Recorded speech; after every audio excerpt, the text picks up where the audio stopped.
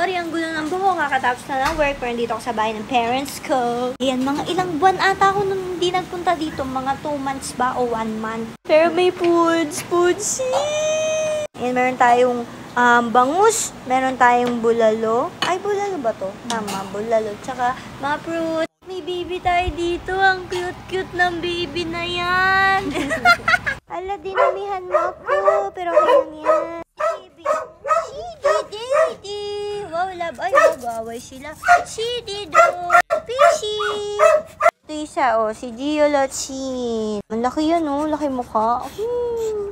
Silly. Ganda ng baso nyo, Ito yung sabot ko, bulalo. Ang sarap. Yummy. Thank you for the pag-ibig. Fish. Gulay. Longgan.